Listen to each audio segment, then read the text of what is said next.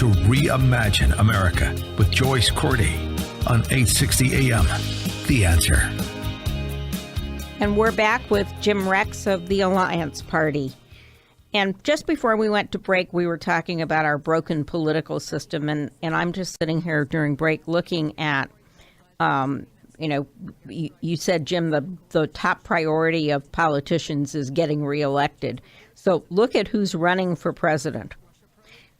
Elizabeth Warren, Sherrod Brown, and Amy Klobuchar all got reelected in 2018. They can very safely run for president in 2020 and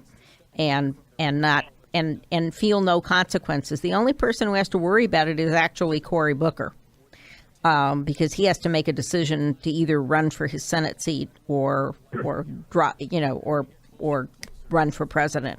And everybody else is a termed out governor. All these people are running for a higher office while knowing that they will be safely on the taxpayers' dole when it's all over. And what you're looking and what you're looking for in the Alliance Party, and what I have espoused for many years, both on the air and in print, is we need people who run because they want to serve, not be served. You're exactly right. And the Alliance Party, which I'll tell you a little bit about here in a second, so it's much, much, much more than just a good idea. Our three words that kind of capture our philosophy, our governing philosophy, is unity, community, and responsibility. And all of that is based eventually on having the right kind of candidates and getting the right kind of people elected to office. And then the proof in the pudding, of course, is how those people behave, what kinds of results they accomplish while they're in office. If they don't do things differently than what we have now, then there's no point in doing all the work that's going into this party. This party is an amazing initiative. It's been in existence for 4 months, just a few days more than 4 months. We already have 22 states organized, filed and legally organized, including California, by the way. Ooh. You're going to tell us more about that. Yeah, I will, just a second. And we are on track to having all 50 states organized and legally filed by the end of 2020. So this is a fast track, and it's a fast track for lots of reasons. The urgency of the problems that you and I have just been talking about, the dissatisfaction of the American people. But the main reason it's moving so fast, amazingly so to me, is that people are ready for it. They are ready for a different approach, a different choice, a different option.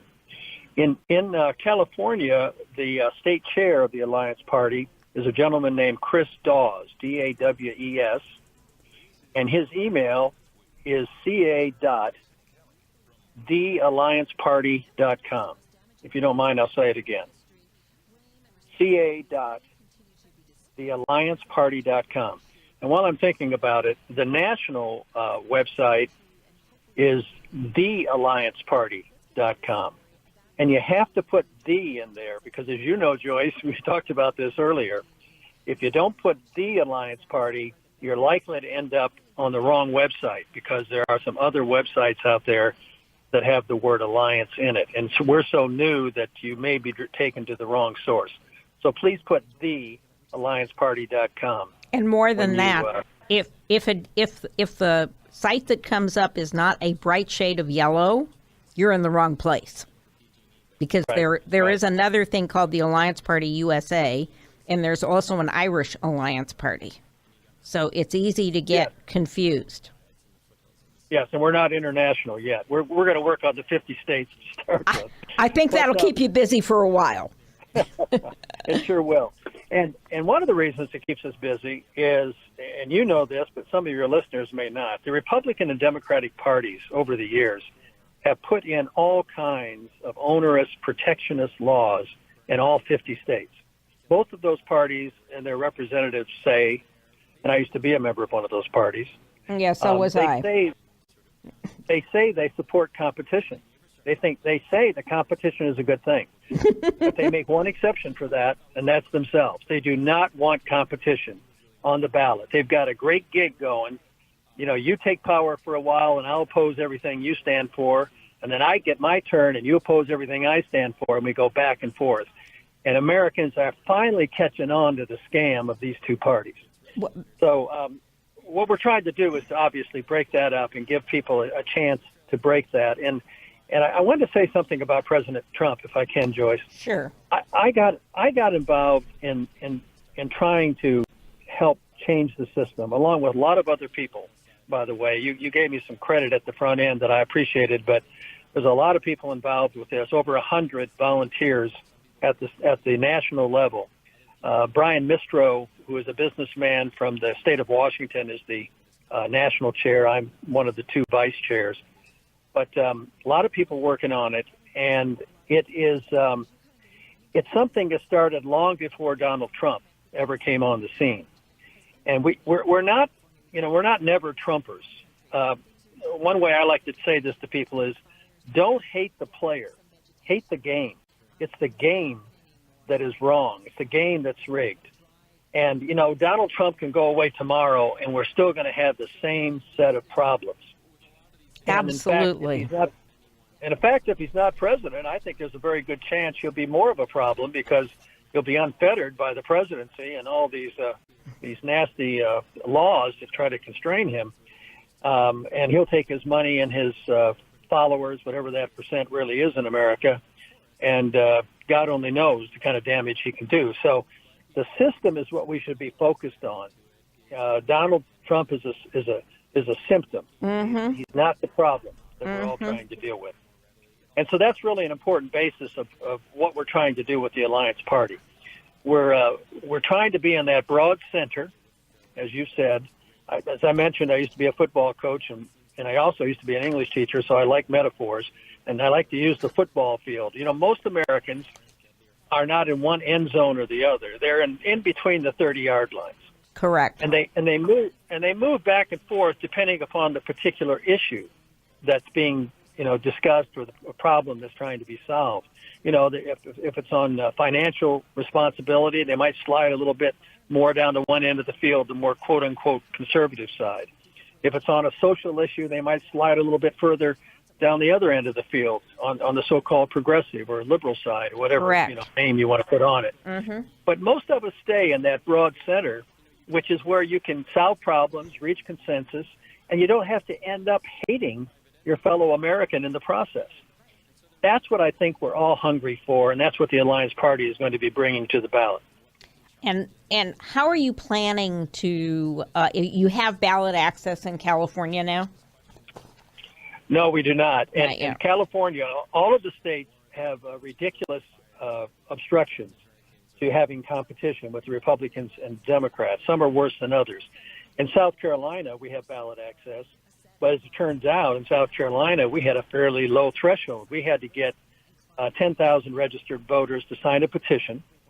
We ended up with 16,000. This was back in 2013. So even back then, we had a lot of people who were sick of having the lesser of two evils choice always presented to them. And then once we got on the ballot, we stayed on the ballot as long as we put candidates. We've had over 20 candidates in our general and special elections. So once you're on the ballot in South Carolina, you stay on as long as you have viable candidates who are running. Some states, and California is one of them, there are others that are even worse, make it extremely difficult and expensive on purpose to get on the ballot and compete with the Republicans and Democrats. We're in the process of beginning that ballot access procedure. And, we're hoping that by 2020 we'll have it. If we don't have it, if we don't have the party per se on the ballot, we will nonetheless be organized, and we will have candidates. I know we're going to have at least one candidate for the U.S. Congress already, and we'll probably have a lot more by 2020.